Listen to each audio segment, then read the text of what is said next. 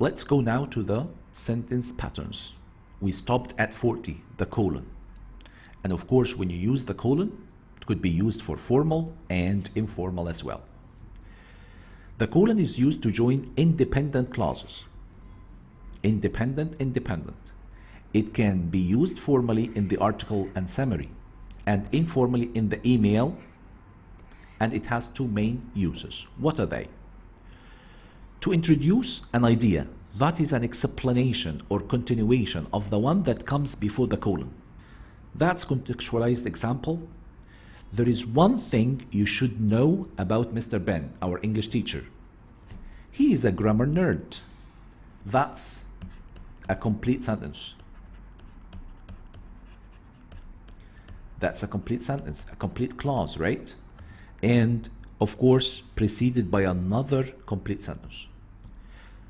The second part, he is a grammar nerd, is a continuation or explanation of the previous one. There is one thing you should know about Mr. Ben, our English teacher. Everyone wants to know, what is it? He is a grammar nerd. If the initial clause cannot stand alone and make complete sense, you should not use the colon. يبقى colon يا شباب, as we said last time, it has to be what? It has to be preceded by a complete sentence or sense. The second one is to introduce a list. Contextualized example in a summary writing. Swimming can benefit cells in different ways. Repairing, fighting bacteria, and improving their functioning. And it could be 1, 2, and 3 in a summary writing, believe it or not. So these are the two main uses of colon that you should go for. Let's go to 41. Hyphenated compound adjectives. And hyphenated compound adjective, we can use it in what? Informal and informal register. Remember this. Well known. It is an adjective and it is hyphenated, okay?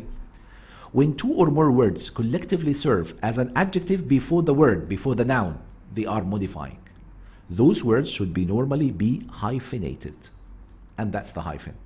Of course, shorter than the dash. Let us read that example. First of all, we live in a coal mining town where the main source of employment for the locals is mining. So, coal mining, and the town is what is the noun, and coal mining is what is an adjective, and we call it here hyphenated adjective. What else? If you are writing an email, let us go for this contextualized example. He gave me a not so friendly look, and I knew trouble was on my way. A very good sentence for an email. A not so friendly look. Let's go to number 42. So and such. That's very important as well. Formal and informal. So and such can be used to add emphasis if you want to emphasize something. We use so with an adjective, without a noun. So I go for so stupid. Again, we use so with an adjective, without a noun. So stupid. We use such with an adjective with a noun. Such a stupid story. Remember, this is how we use it. He is so stupid. But when you use such, he is such a stupid person. Clear? Contextualized example. The book you sent was so good, I couldn't put it down even for a second. But if you used such, remember, it's going to be an adjective here and a noun here. So it was such a good book that I couldn't put it down even for a second. Hopefully you understand the difference between what? So and such. Then the dash. The dash can be used in place of a colon to emphasize the conclusion of your sentence. So again, we can do it this way. Dash equals, colon equals what? Equals dash. Example, after toiling for months, she found what she wanted, inner peace. And that's an explanation, by the way, or a continuation. And that explanation is important to understand the whole sentence. Again, after toiling for months, she found what she wanted, inner peace. Contextualized example in an email rating. The white sandy beaches, the warm water, the sparkling sun. This is what took us to Maldives. Okay? Again, that's an explanation. That's a continuation of what? Of the sentence. Hopefully you understand. People who are still confused, remember, colon equals dash. Coupled with, recommended in summary writing. It is used to join two closely related ideas. And as you saw today, in summary writing, and I simply can join. I don't like very short points, okay? If you could join, that would be great. If you could use not only, but also, that would be great. If you could use it as an adding support, which is or which might result in, that's great as well. Add coupled with to what we talked about today in summary writing. It is used to join two closely related ideas. Contextualized example, article about a project. Coupled with reduction in unemployment, the project will improve our standard of living as more products will be available locally. So coupled with, like what? Together with. Together with. Now let's go to number 45. Not to mention. We have used it many times. We use it a lot in summary writing. I understand that. When you want to emphasize something, you are adding to a list. So not to mention. When you want to emphasize something, you are adding to a list. How? I am flabbergasted you find time. Flabbergasted means what? Surprised. Write it down. Not to mention the interest to write books. I used here not to mention the interest as non-essential,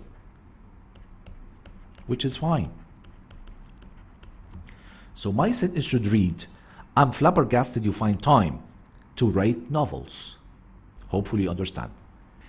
Let us read this contextualized example. If an article writing, you're writing an article about building an airport.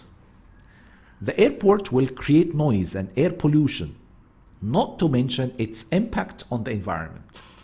A good way to use not to mention. Some people can start with not to mention, that's fine, and I know that you do this a lot. Not to mention the fact that in a new sentence, I mean, that's fine, okay? But again, we need to consider the use of not to mention in these contexts. Number 46, starting with sentence adverbials. Sentence adverbials, an adverb. When I start a sentence with an adverb. And that can be used in formal and informal. A sentence adverbial modifies a sentence as a whole or an entire clause within a sentence. So when you use an adverb or a sentence adverbial in the beginning, it modifies the whole sentence. Let us read the example. Surprisingly, she wore the dress I gave to her. Okay, so surprisingly, it modifies the what, يا شباب, the whole sentence. Some common sentence adverbials. You should learn these. Presumably means supposedly.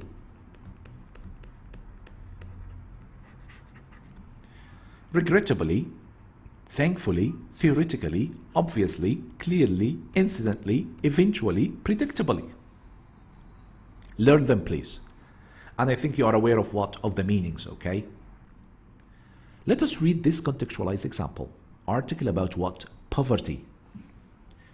Ironically, fewer people can afford to buy everyday necessities despite the lowered cost of production. That's ironic. Where is the irony here? We have here lowered cost of production. The production cost is low, and in spite of that fact, fewer people can afford to buy everyday necessities, okay? Avoid primer language, and that's to be used in what? Informal register. Short sentences with repetitive patterns can sound very boring and mundane. Write down, mundane means what? Dull or lacking interest. So in a formal writing, in an article or a summary writing, if you wrote repetitive patterns, you are starting the same way, okay? And you are writing very short sentences, that simply can sound very boring and dull. It lacks the interest. But teacher, I remember that you said when we write some types of narrative emails, we can use short sentences. Yes, we can do this in narrative emails, particularly if you want to create what? If you want to create interest, if you want to create suspense, that's fine, okay? It was midnight, full stop. Something happened. You still can go for what? For short sentences in order to create suspense. But in formal writing, article, report, and summary writing, it's not recommended. So let us do it again. Short sentences with repetitive patterns can sound very boring and mundane, especially in formal writing. It is therefore preferable to combine such brief and humdrum sentences. What does mean humdrum? Like boring. It is preferable to combine such brief and humdrum sentences to form longer sentences with different features like what? Appositives. We're going to talk about appositives now. And appositive is a noun or a noun phrase that renames another noun right beside it, okay? We will come to know about this. But before, we need to read, this is the ordinary writing. Ordinary writing, which is not recommended in what? In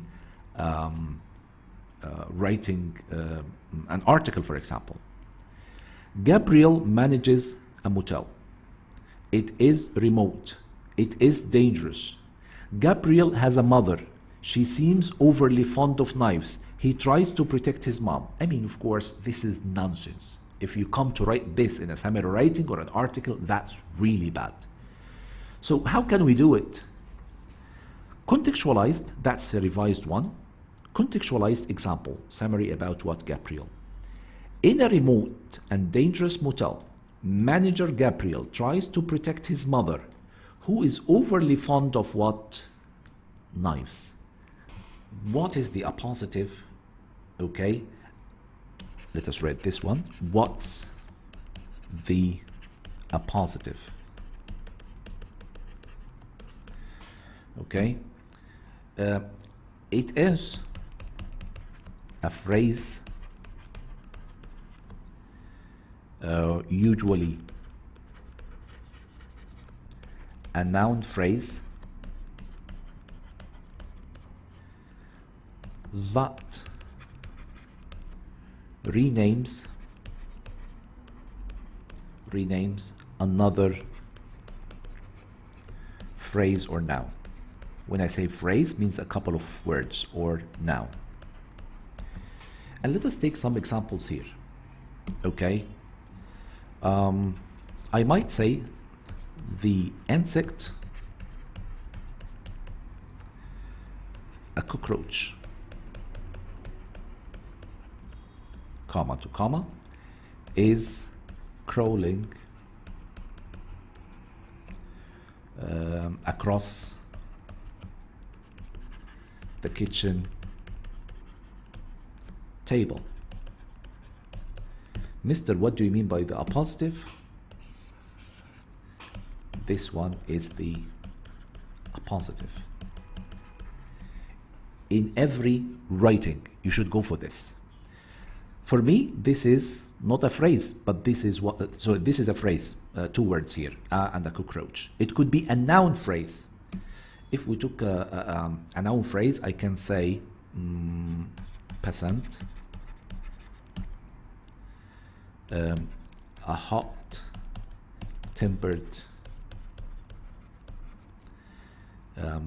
tennis player charged the referee or the umpire and tried to crack the poor man's skull with her racket, maybe with her racket. Mister, where is the appositive here? A noun phrase. And that appositive, a hot-tempered tennis player, it renames that girl. You got the point, okay? It is recommended to use it while writing, particularly in what? Informal writing. So hopefully you understand what is the appositive. Let us go to number 48. Adding emphasis with auxiliaries, formal and informal. We can add emphasis by using the auxiliaries. Auxiliaries means what? The helping verbs. Does, do, and did in the present and past simple affirmative forms. Okay? So whenever you use it, it means what? You are emphasizing. Okay? Example, big boys do cry and they are the heroes. So instead of saying big boys cry, no, you want to emphasize. You need to emphasize maybe in that context. So you go for big boys do cry and they are the heroes. In a contextualized example, in an article writing about building an airport, we have it here. What the critics do need to realize. A very good sentence. What the critics do need to realize, instead of saying what ya Omar, what the critics need to realize, and I need to emphasize by saying what critics do need to realize is that our town is in need of reform, and I vehemently believe, I strongly believe that a new airport will help us achieve that. If you are talking about the present, use does or do. If it is past, go for what? Did. Okay? Hopefully you understand how to use auxiliaries to what? To emphasize. Let's go now to number 49 and describing typical habits. And remember this. Maybe it's not that easy, but try to understand it. We can use will and would and the present or past continuous plus always to describe typical behavior, good or bad. When I say typical behavior, you always do. You always did. You got the point. Present habits. Hassan is always whining. What does that mean? Hassan is always complaining. Write it down, please. You can use it in any context, even in article writing, okay? Hassan is always whining. Okay. So when you say Hassan is always whining, does he always whine? Yes. That's it. So by the use of present continuous. So here it means what? Present continuous. Past continuous.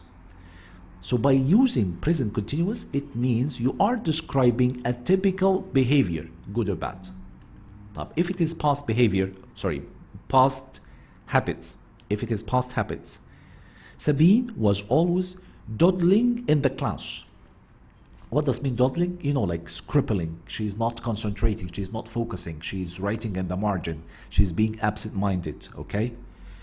Sabine was always dawdling in the classroom, okay? Again, you are describing a typical behavior, which is what? Which is bad. Past habits, but not present habits, can also be described with what? With used to. So when you use used to, you are talking about what? Mainly the past, not the what? The present. My mother used to shriek at me, shout at me, every time I bit my pencil at home. Okay, so that's completely past. Why, teacher, is it past? Because of what? Used to. But that means when you use used to, it means it no longer happens. I used to cry a lot when I was a baby. It means what? You no longer cry now. The verbs tend to and keep on plus ing are also common in this respect. If you want to what? To describe typical behaviors, whether bad or good. The verbs tend to and keep on plus ing are also common in this respect. Keep on emphasizes that the action is repeated frequently. He keeps on asking me to go out, for example. He never stops. Okay, so that's what describing a behavior, a typical what behavior. Example, our English teacher keeps on mispronouncing my name. He always does this. Tend to is used with repeated actions and typical states. Women tend to fish for compliments about their look. They always want people to be complimentary to them. Contextualized example, an email to a friend. You know how absent-minded Uncle Ali can be. He tends to forget things in a nanosecond, in no time, okay? So he tends to forget things. That means what? It's a way to describe what? Typical behavior. Somebody else will say, when I was in Alexandria last year, I would go to the beach. It's another way, maybe we haven't mentioned that today. I would go to the beach, it means what? I used to go to the beach. Okay? Again, it's a sort of repeated action that you used to do in the what? In the past. So we have got different ways of describing typical behavior. The last thing that we're going to do for today is this. Only to do something. Remember this. Only to do something. We use this structure to show that something is surprising or unexpected. Remember, underline this. When something done earlier is considered. What does that mean? Let us go to this example. We spent hours decorating the place for Nadia's surprise party with sparkling lights and glittering stars, only to forget to invite her. For me, this is something what? Unexpected. It is her party. It is her birthday party. You forgot to invite her, so that's something unexpected. Okay?